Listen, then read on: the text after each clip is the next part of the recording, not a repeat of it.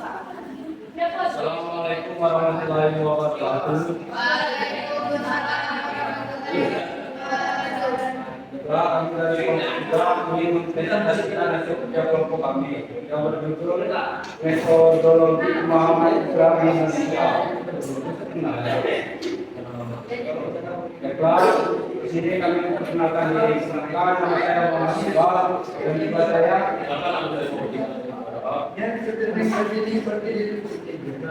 saya Muhammad Iqbal.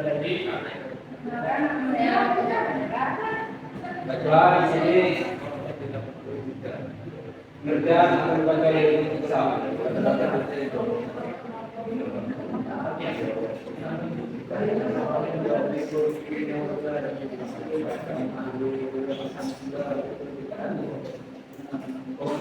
Seluruh bahasa etimologi metode berasal dari bahasa Yunani, yaitu atau sebalik.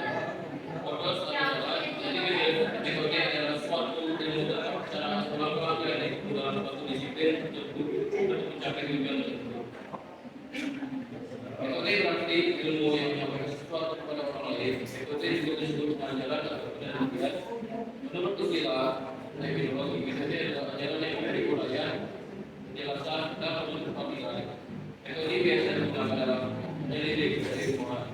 Hukum metode mengatakan bahwa metode adalah logika penelitian sistem tentang peradaban teknik. Penggunaan metode pemahaman saja akan dilakukan oleh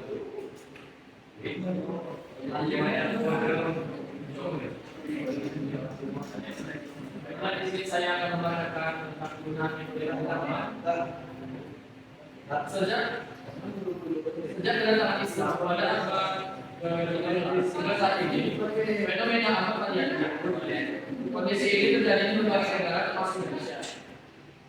Walau kepada anak kalian, namun tidak keluar dari kategorinya Al-Fatihah dan Sunnah, serta segala yang berlatih seperti sedangkan itu menjadi.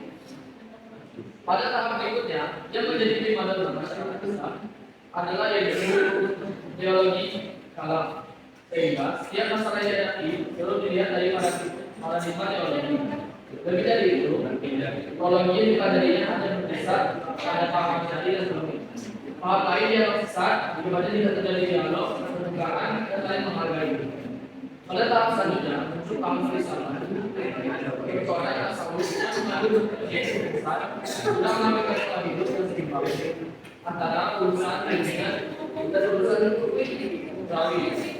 Dan kehidupan dunia bisa diabaikan, cuma terlalu memperhatikan urusan itu seimbang. Di mana pelajaran cuma tersebut dalam bidang material dan kehidupan. Dari contoh pemahaman keislaman di atas, hubungan besar dari saat ini pemahaman Islam menjadi masih berkembang Asia.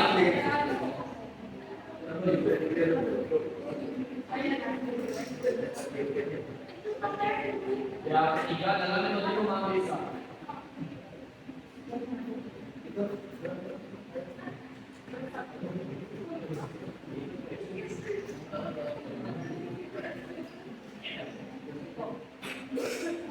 Metode pemahaman Islam. Memahami berasal dari kata mereka tidak mengerti, memahami dan mengetahui sesuatu hal yang sedang diamati, dilakukan, dikerjakan atau sesuatu hal yang sedang terjadi. Metode dalam pemahaman Islam harus dilihat dari berbagai dimensi. Dalam hubungan ini, jika kita meninjau Islam dari sudut pandang saja, maka yang akan dilihat pada sebuah saja. Dan pikirannya yang masih gimana? Mungkin kita berhasil melihatnya secara akal. Namun tidak cukup bila kita ingin memahaminya secara keseluruhan. Buktinya ialah Al-Quran sendiri. Kitab ini memiliki banyak dimensi. Sebagian dari pelajari oleh saudara-saudara besar pada sejarah. Satu dimensi misalnya menentukan aspek linguistik dan kestabilan. Para sarjana sastra telah mempelajarinya secara terperinci. Dimensi lain terdiri atas tema-tema filosofis dan keimanan Al-Quran yang menjadi bahan pikiran bagi para filosof serta para teolog. Ahli syariati lebih lanjut mengatakan ada berbagai cara memahami Islam. Salah satunya adalah dengan mengenal Allah dan mengaitkannya dengan keseimbangan agama lain. Cara lain adalah mempelajari Al-Quran dan memahaminya dalam kitab samawi lainnya. Tetapi ada lagi cara lain, yaitu dengan mempelajari kepribadian Rasul Islam dan memahaminya dalam tokoh-tokoh lain. Setelah pemahaman yang kemudian hidup dalam sejarah, akhirnya ada satu cara lagi, yaitu dengan mempelajari aliran pemikiran lain. Dulu cara yang melakukan ahli syariati itu pada yang dibuka dalam biologi dan saya dapat dimaklumi bahwa melalui perbandingan dapat diketahui kelebihan dan kekurangannya. Terdapat di atas berbagai di manusia itu. Namun sebagaimana diketahui bahwa secara akademis suatu perbandingan memerlukan cara tertentu. Perbandingan menunjukkan objektivitas, tidak ada penyakat, tidak ada persepsi dan semacamnya. Pendekatan kooperasi dalam memahami agama baru akan efektif apabila dilakukan oleh orang yang baru mau beragama. Baiklah, selanjutnya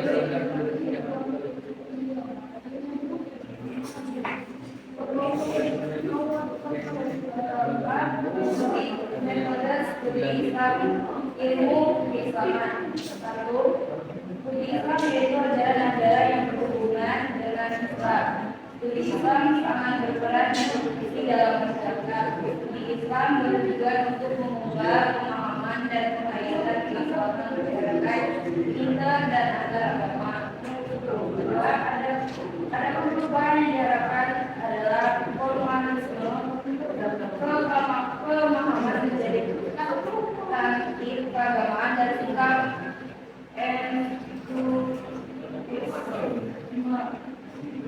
menjadi sikap universalisme. Metode studi Islam, ilmu keislaman diharapkan dapat menghadirkan suatu komunitas yang mampu melakukan kebaikan inter dan eksternal secara inter. Komunitas itu diharapkan dapat menemukan dan mencari jalan keluar dari konflik intra-agama Islam secara eksternal. Studi Islam diharapkan dapat menghadirkan suatu masyarakat yang siap hidup toleran dalam pluralitas agama pada segi normatif. Studi Islam bersifat memihak apologis dan objektif. Jika dilihat dari segi historis, Islam tampak sebagai disiplin ilmu. Kelima, metode pemahaman ajaran Islam di Indonesia. Masyarakat Indonesia yang fanatik dalam bidang agamanya sangat mendukung kajian-kajian, keilmuan dan penelitian dalam bidang agama serta pemikiran yang keagamaannya yang bersifat positif, konstruktif dan membangun keterlibatan bersama seluruh pengikut agama-agama di tanah air dalam membina dan memupus kerukunan hidup antar umat beragama. Seiring dengan pemekaran wilayah pemahaman dan penghayatan agamaan yang diantara lain disebabkan oleh transformnya sekat-sekat budaya. Sebagai akibat merupakan informasi dalam era internet.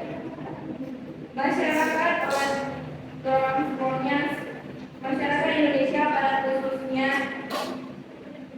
dan masyarakat dunia pada umumnya membutuhkan masukan-masukan dari kajian-kajian keagamaan yang tidak lagi selalu bersifat ideologis dan normatif, tetapi juga menginginkan masukan-masukan dari kajian keagamaan yang bersifat historis kritis.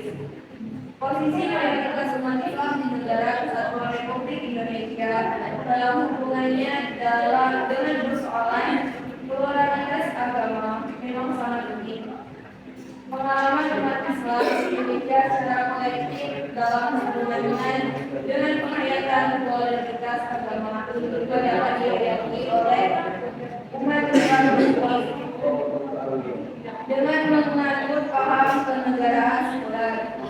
Predikat sekuler di sini memang tidak mempunyai konotasi dengan pluralitas agama seperti yang dihayati oleh dengan memperhatikan kondisi objektif masyarakat Indonesia yang begitu majemuk, keberagamannya serta politik di luar negeri.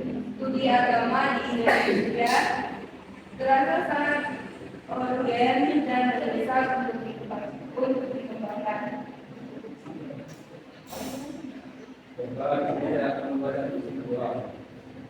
Kedua adalah ilmu yang memberi pengajaran tentang Islam dan apa yang harus ditempuh dalam mencapai suatu pendidikan kedua.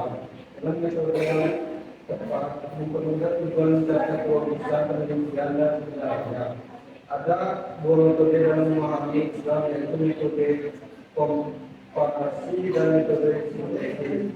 Metode memahami Islam dengan memadukan dengan metode teologis normatif. Dalam memahami Islam secara komprehensif dengan berpedoman pada semangat dan isi ajaran Al-Quran yang diketahui banyak aspek, berbagai metode dalam dipakai untuk memahami ajaran Islam, membandingkan Allah dengan keseluruhan non-muslim, membandingkan dengan kitab lain, membandingkan kepribadian Rasulullah dan tokoh agama lainnya.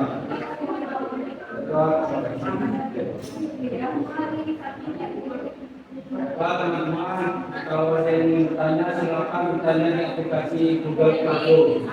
Sekian dari kami. Wassalamualaikum warahmatullahi wabarakatuh.